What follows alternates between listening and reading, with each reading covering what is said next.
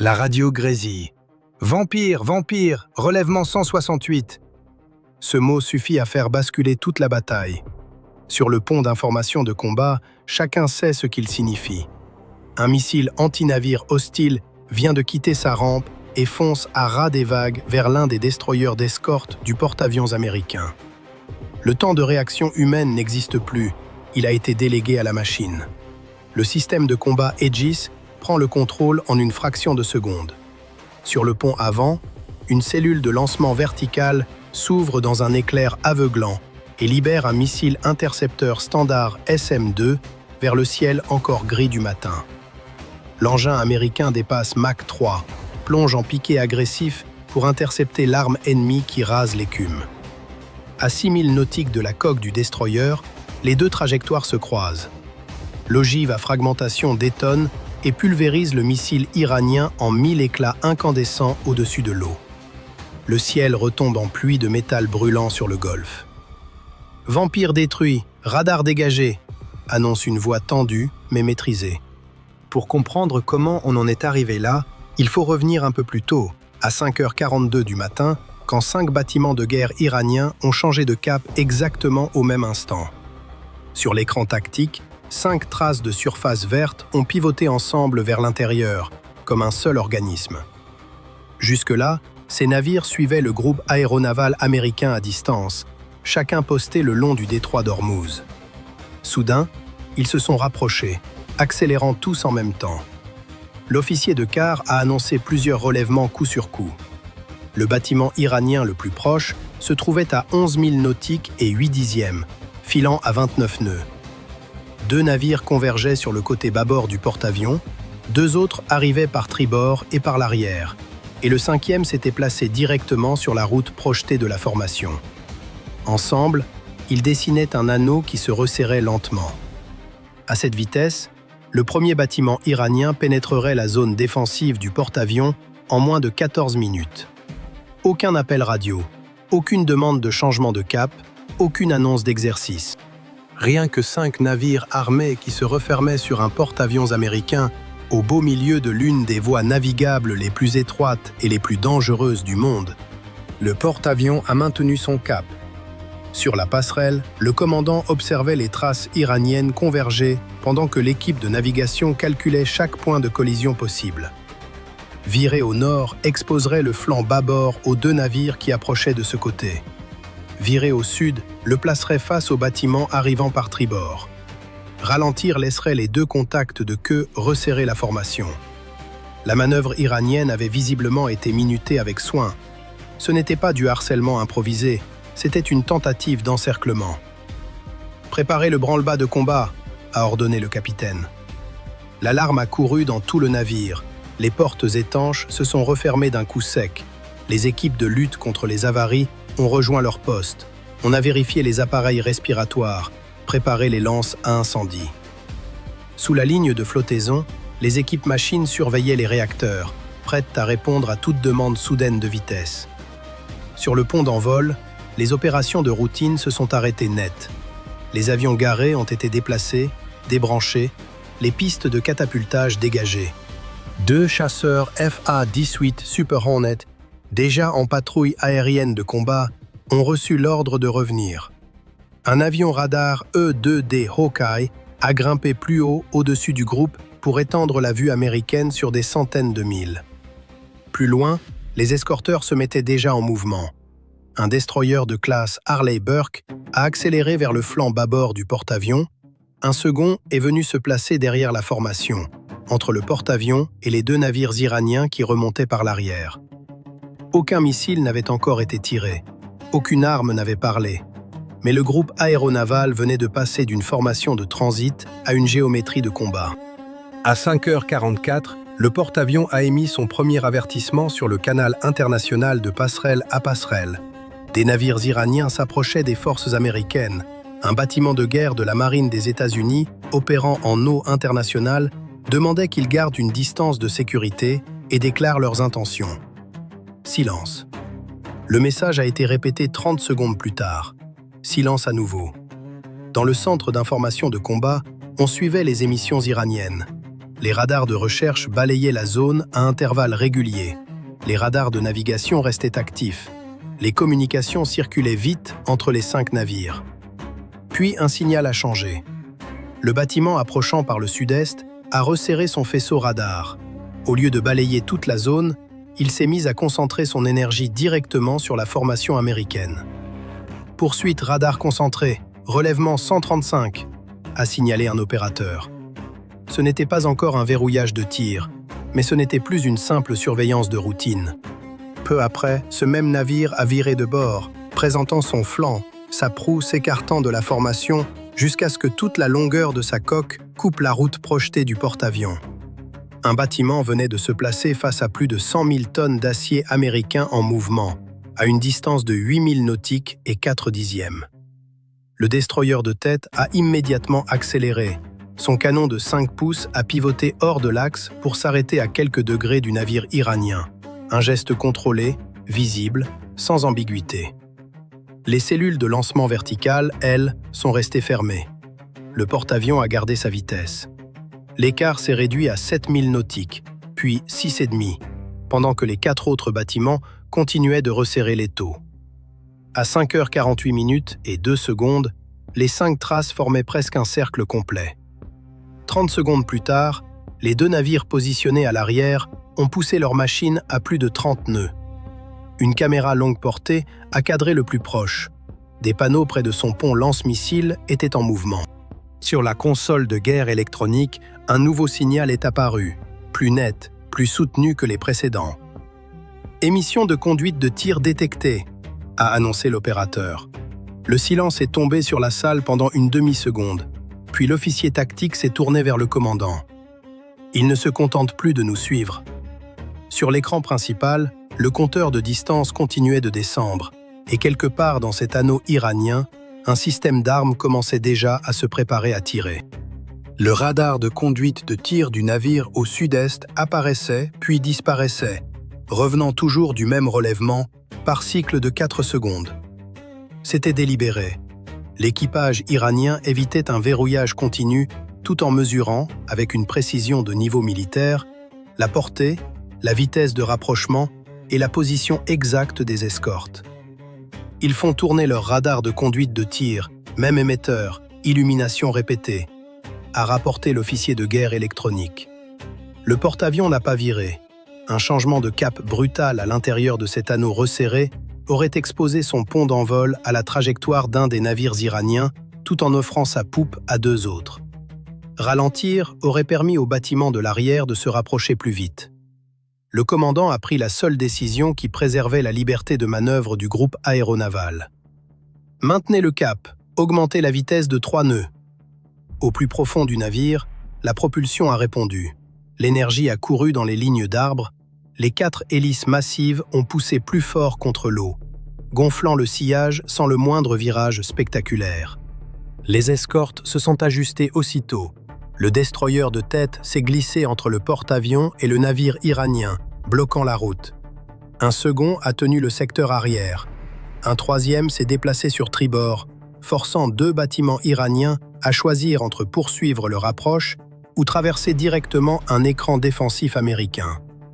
Les radars à balayage électronique des escortes suivaient chaque aéronef et chaque contact de surface.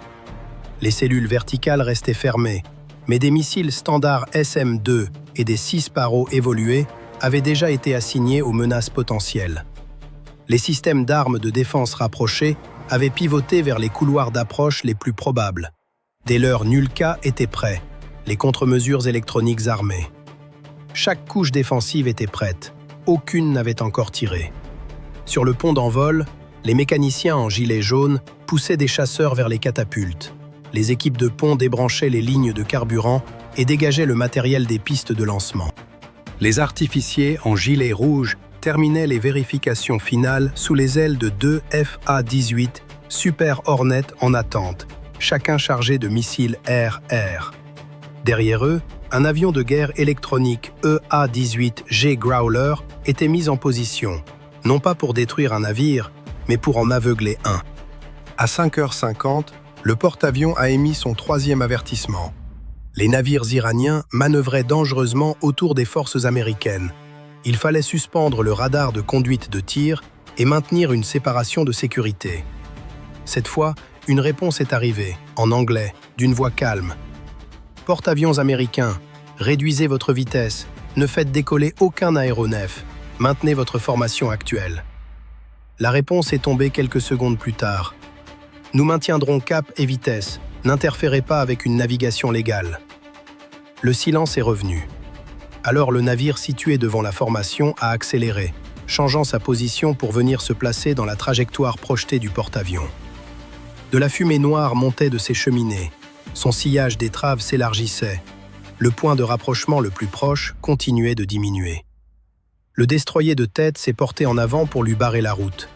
Les deux bâtiments se retrouvaient proue contre proue, le porte-avions restant à moins de 2000 derrière son escorte. Si le commandant iranien persistait, il devrait soit couper la trajectoire du navire américain, soit le contraindre à manœuvrer. À 5h51 et 18 secondes, les optiques longue portée ont montré du mouvement sur le pont iranien. Du personnel est apparu près de l'affût de proue. Certains portaient casques et équipements de protection, et le canon lui-même a commencé à pivoter vers la formation américaine, s'arrêtant juste avant de pointer directement sur le destroyer. La nuance était technique, le message ne l'était pas. La trace du navire iranien est passée à l'ambre, puis au rouge, tandis que le système de conduite du tir recalculait sa route projetée. Point de rapprochement le plus proche à 4000 nautiques et 9 dixièmes, toujours en baisse, a signalé le coordinateur de guerre de surface. Le destroyer a tenu sa position, son canon de 5 pouces restant pointé près du navire iranien. Les marins aux postes exposés s'étaient déjà mis à l'abri derrière le blindage. Aucun des deux camps n'a changé de cap. Peu après, l'avion radar Hawkeye a détecté 3 petits contacts aériens décollant de la côte iranienne, séparés de moins d'1 mille, trop lents pour des chasseurs, trop rapides pour des hélicoptères classiques. Nouvelles traces aériennes, 3 contacts à basse altitude en direction de la formation, a rapporté le contrôleur du Hawkeye. Les contacts sont descendus sous les 500 pieds, leurs échos-radars disparaissant dans le fouillis de la surface avant de réapparaître. Drone probable, a-t-on estimé. Intercepté et identifié, armes en attente, a ordonné le commandant de guerre aérienne. Le chasseur de tête a plongé à travers 6000 pieds, son radar séparant les 3 contacts de la mer en dessous. Petit fuselage, aucun transpondeur, aucune réponse aux appels radio. Les drones ont continué droit vers le porte-avions. À 5h52 et 31 secondes, le navire situé à l'arrière de la formation a activé son radar de conduite de tir en continu, faisant retentir des tonalités d'alerte dans tous les systèmes de combat du porte-avions. Le chef de patrouille des Super Hornets a annoncé un contact visuel avec les 3 appareils sans pilote. Puis l'un des drones s'est séparé des autres, sa puissance moteur a augmenté, son nez a piqué vers l'eau, et il a foncé droit vers le centre de la formation américaine, à 22 000 nautiques du porte-avions. Le pilote a vu le réticule de visée se stabiliser sur lui. La cible s'engage. Dans le centre de combat, le commandant observait cette trace qui descendait. Les navires iraniens continuaient de se rapprocher. Le verrouillage radar restait actif. Et voilà que le premier drone volait droit sur le porte-avions. À 5h53 et 41 secondes, le drone iranien de tête a franchi la ligne finale. 17 000 nautiques du porte-avions, volant sous les 500 pieds, accélérant vers le cœur du groupe aéronaval. Le Super Hornet qui le survolait avait déjà lancé 2 sommations. Le drone n'a ni répondu, ni changé de trajectoire. Sa route projetée croisait la position du porte-avions. Intention hostile confirmée, autorisation d'engager, a annoncé le commandant de guerre aérienne. Le pilote a placé son réticule sur l'appareil et a tiré. Un missile Sidewinder 9X a quitté son rail, s'est allumé et a plongé brutalement vers la surface, son autodirecteur infrarouge accroché à la chaleur du moteur du drone contre l'eau plus froide en dessous. Le missile a couvert la distance en quelques secondes. Un éclair est apparu au-dessus de la mer, le drone s'est disloqué, dispersant des débris enflammés dans le sillage du porte-avions. Les 2 appareils restants se sont aussitôt séparés, l'un virant au nord, l'autre plongeant encore plus bas pour se dissimuler dans le fouillis radar de la surface, tandis que le chasseur américain inclinait pour le poursuivre. C'est à cet instant précis que tous les navires iraniens ont bougé ensemble. Les deux bâtiments à bâbord du porte-avions ont accéléré vers l'intérieur. Celui qui se trouvait devant la formation a fait pivoter sa proue de nouveau vers la route américaine. Et à l'arrière, deux autres navires iraniens ont élargi leur écart, ouvrant des couloirs de tir dégagés sur l'eau. Ces mouvements avaient débuté quelques secondes seulement après la destruction du drone, ce qui a levé tout doute. L'appareil n'avait pas agi seul, il faisait partie intégrante de la formation. Plusieurs navires manœuvrent, la formation se resserre, a signalé le coordinateur de guerre de surface. Les destroyers américains ont réagi aussitôt. L'escorte de tête est restée entre le porte-avions et le navire iranien qui bloquait le détroit. Celle de l'arrière a pivoté pour pointer ses batteries de missiles vers les deux bâtiments qui ouvraient leur formation. Une troisième a accéléré vers tribord pour repousser le navire iranien le plus proche, loin de la coque du porte-avions, lequel a continué d'avancer sans virage brusque, sans rupture de formation. Dans le centre de combat, la menace immédiate s'était dissipée. Maintenez l'alerte armes, ramenez le groupe aéronaval en formation de transit, a ordonné sobrement le commandant avant de poursuivre son passage à travers le détroit d'Ormuz. L'accrochage n'avait duré que quelques minutes, mais le message était sans équivoque. La liberté de navigation avait été défendue avant même que la fumée ne se dissipe sur l'eau. La nouvelle a traversé le monde jusqu'à Washington en quelques heures à peine. La ligne rouge venait d'être franchie. Le département de la Défense a publié sa première déclaration. Nos forces ont agi en stricte légitime défense pour neutraliser une attaque hostile non provoquée. Le choc économique a été immédiat, avec près d'un tiers du pétrole transporté par mer mondial exposé au risque. Le baril de Brent a bondi de 12% en quelques minutes. Mais en mer, la rhétorique politique importait peu. Le groupe aéronaval était passé en posture de combat, tandis qu'à la Maison-Blanche, dans la salle de crise, les options se résumaient à deux mots: désescalade ou guerre ouverte. Le président a besoin d'options de frappe pour demain matin, a-t-on entendu. En réponse à l'interception, le commandement central américain a relevé son niveau d'alerte sur l'ensemble des bases du Moyen-Orient. Dans la mer d'Arabie, la nuit n'a apporté aucun répit. Le porte-avions est passé à des patrouilles aériennes de combat continu, 24 heures sur 24. Sous le pont, les équipes commençaient à armer des munitions de frappe lourdes. La mission n'était plus seulement de protéger la flotte. Le commandant a tenu sa veille dans l'obscurité. Le premier coup avait été intercepté, mais personne à bord ne croyait qu'il serait le dernier. Le lendemain matin, le soleil s'est levé sur une guerre non déclarée. Les patrouilles aériennes n'ont jamais cessé. Le renseignement satellite américain a détecté un mouvement massif au sol. Les batteries de missiles balistiques côtiers iraniens sortaient de leurs bunkers. Mais la plus grande menace pour la flotte ne venait ni de la côte ni du ciel. À plus de 100 mètres sous le groupe aéronaval, l'USS Texas, sous-marin d'attaque rapide, traquait en toute autonomie les eaux froides et obscures.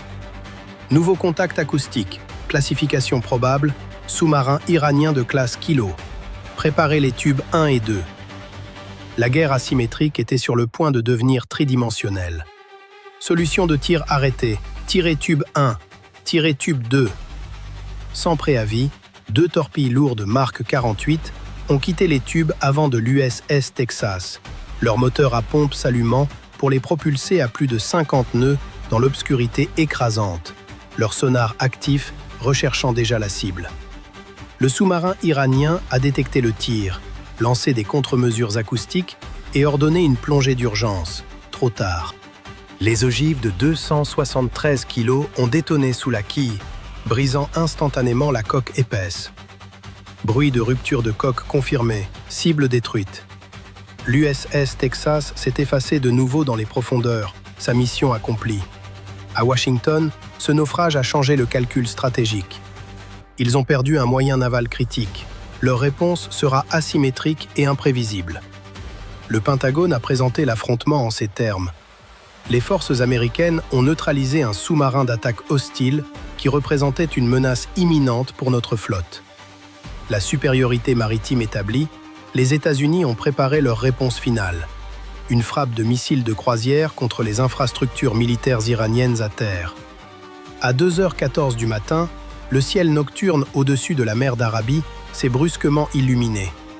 2 douzaines de missiles de croisière Tomahawk ont franchi la côte iranienne à basse altitude pour échapper aux radars, leur système de guidage comparant le terrain survolé aux cartes satellites pour frapper les sites de missiles balistiques dissimulés dans les montagnes. L'impact a été dévastateur. 450 kg d'explosifs puissants perçant le béton renforcé de chaque cible. Au réveil du monde, la guerre asymétrique s'était transformée en conflit ouvert. À l'aube, la fumée noire marquait la fin de la capacité balistique iranienne. Mais dans les bunkers de commandement enfouis sous Téhéran, la destruction n'a pas apporté la reddition, seulement une fureur sans borne. L'orgueil militaire avait été blessé au vif.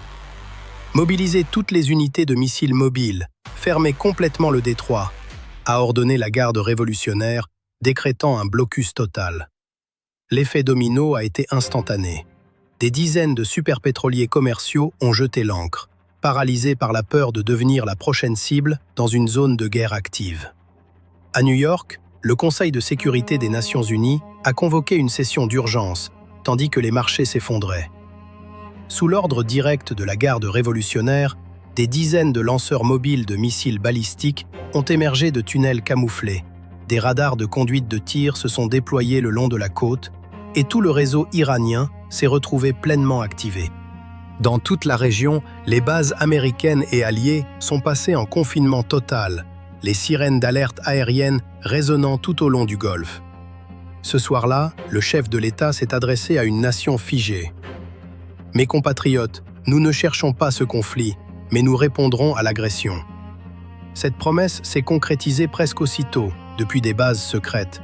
Mais la première vague de la riposte n'était pas faite d'explosifs, plutôt de lignes de code, lançant une attaque par déni de service contre le réseau de défense aérienne iranien.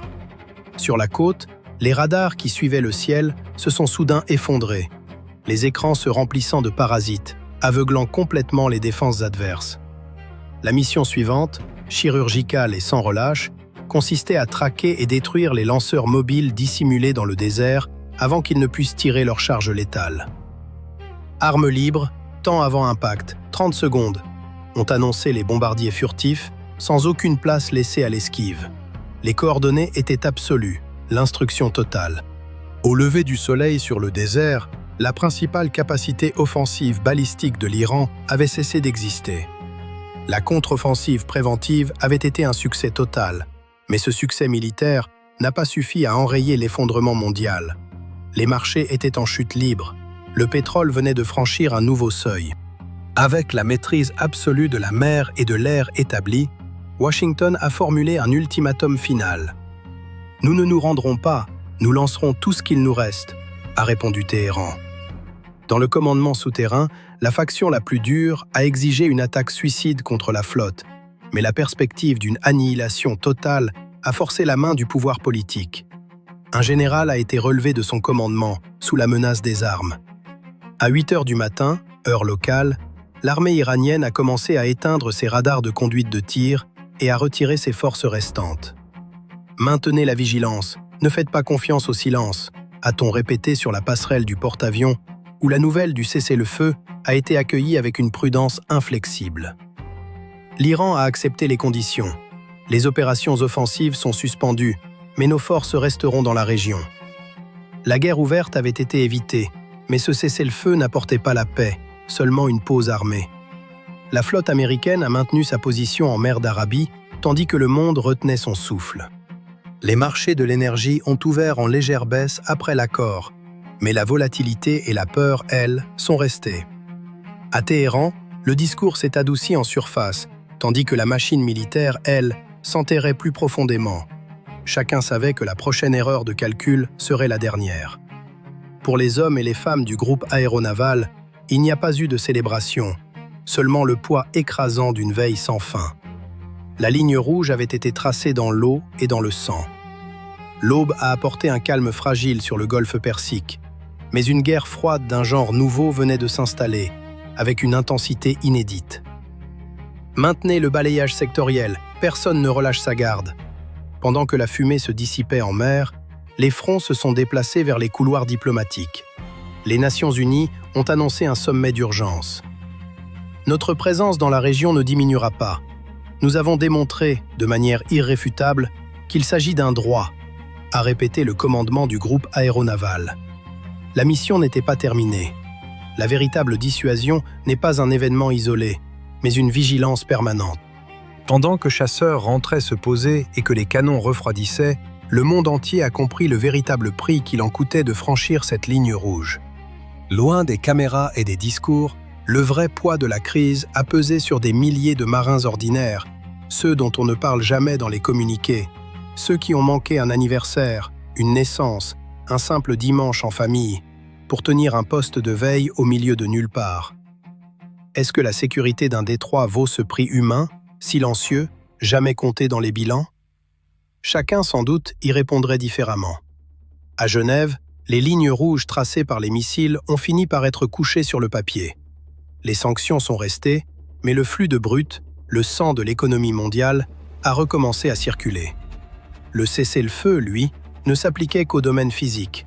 Dans le cyberespace, les contre-mesures, elles, ne se sont jamais arrêtées. Les eaux du golfe Persique ont peu à peu rendu les épaves de la bataille. Le coût, en acier et en vies humaines, restait vertigineux pour un affrontement qui n'avait duré que 24 heures.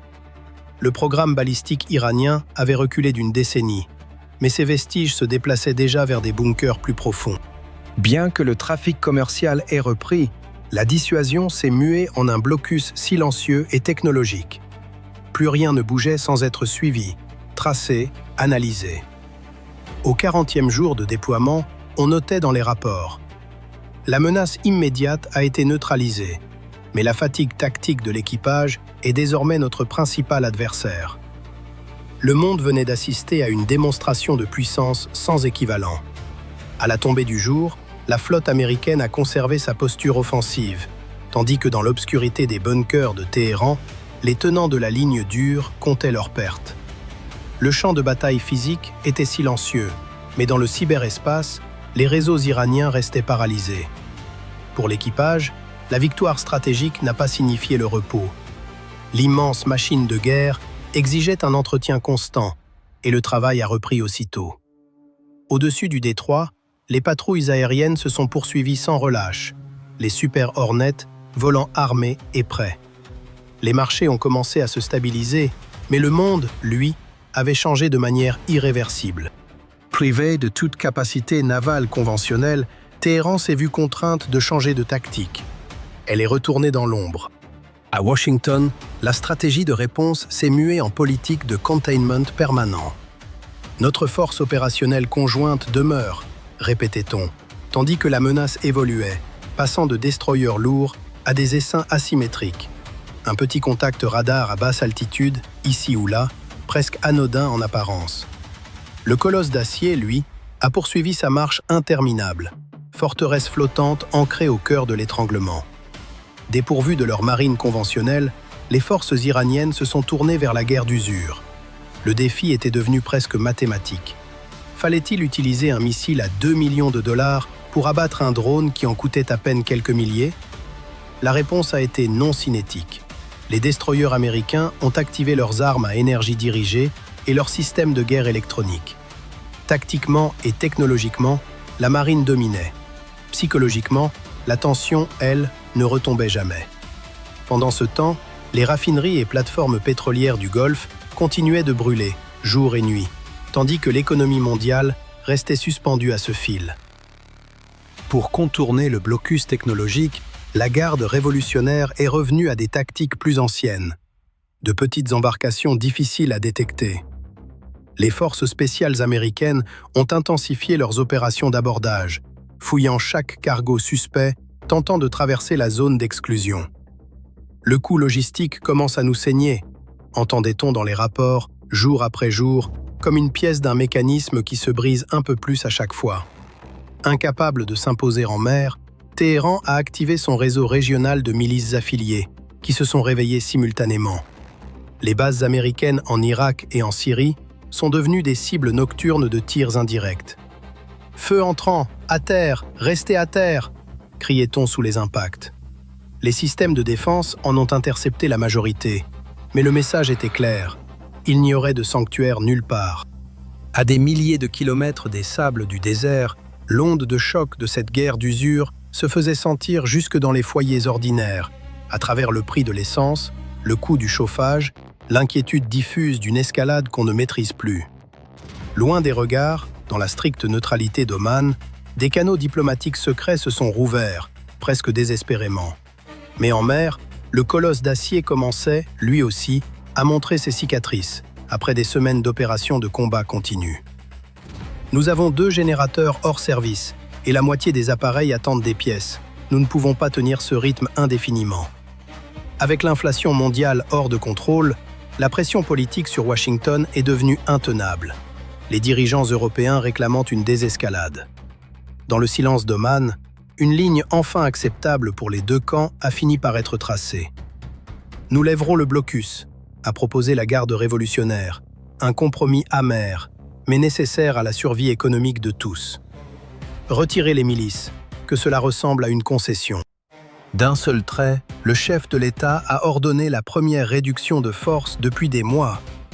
Autorisez le retrait partiel, ramenez-les à la maison. Les ordres sont arrivés, la relève tactique a commencé. Une opération logistique menée avec une précision exacte. Le monde entier a observé ce retrait partiel comme un retour vers la stabilité, les rapports confirmant que le repli des forces était vérifié par des inspecteurs indépendants. Pour la garde révolutionnaire, cet accord n'était qu'une pause stratégique, non une reddition. La paix est temporaire, la dissuasion américaine ne dure jamais éternellement. Mais tandis que la flotte amorçait son virage vers le port d'attache, une forteresse flottante est restée dans le Golfe. Pour des milliers de marins, la fin de l'alerte maximale a signifié le voyage tant attendu du retour. Prochaine étape, Norfolk, enfin. Les marchés mondiaux ont réagi aussitôt, exhalant un soupir de soulagement collectif. Le baril a chuté de 15%. À Washington, la crise a rapidement été présentée comme une victoire diplomatique et militaire décisive. Mais depuis les côtes iraniennes, la surveillance asymétrique, elle, ne s'est jamais interrompue. Les regards numériques sont restés braqués sur la flotte. Ce qui avait commencé comme une simple escarmouche navale s'était transformé en une nouvelle guerre froide dans le Golfe Persique. Les règles avaient changé pour de bon. L'équilibre des forces a changé. Nous ne contenons plus un pays. Nous contenons désormais une idéologie armée. Loin de la mer, la machine stratégique adverse s'est adaptée. La production de systèmes sans pilote s'est développée dans des complexes souterrains difficiles d'accès. Pour contrer cette montée en puissance, le Pentagone a accéléré l'intégration de l'intelligence artificielle dans ses systèmes de défense. L'aube, sur le Golfe, n'apportait plus la promesse d'une paix retrouvée, seulement la garantie d'une veille éternelle. Le monde venait d'entrer dans l'ère de la guerre perpétuelle. Cette crise de 24 heures a redessiné l'ordre mondial pour les décennies à venir.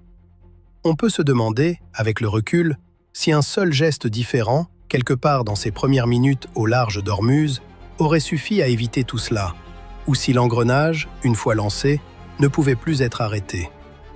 Et c'est ainsi que le monde a appris à vivre dans une nouvelle normalité, en équilibre permanent au bord du gouffre. Pour les hommes et les femmes du groupe aéronaval, il n'existe pas de véritable fin, seulement le tour de garde suivant. Maintenez un cap constant, gardez les yeux sur l'horizon. La ligne rouge a été défendue, mais le prix de cette suprématie se paie, encore et toujours, en vigilance.